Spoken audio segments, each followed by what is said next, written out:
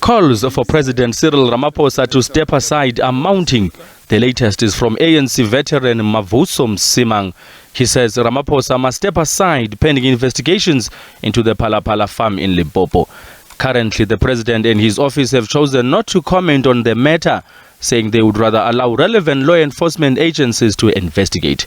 Msimang says it is advisable for the president to step down for the sake of the stability of the ANC and the country.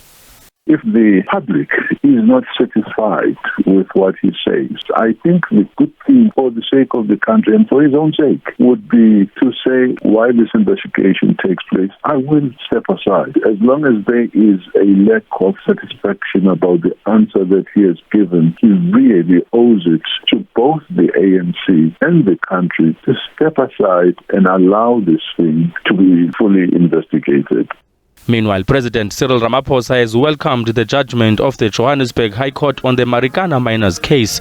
The court upheld the president's exception that email communications and telephone calls made to politicians in order to exert pressure on them to take action against the striking miners did not constitute incitement or wrongful conduct.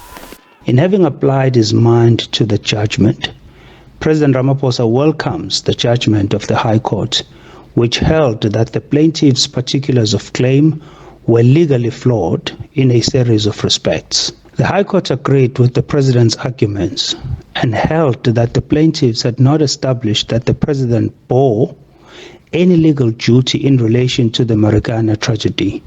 It remains to be seen whether or not President Cyril Ramaphosa will heed the call and step aside to allow some investigations to take place. However, he did mention before that he is willing to hand himself over to the ANC Integrity Commission for further investigations. Abongile Tumago, SABC News, Johannesburg.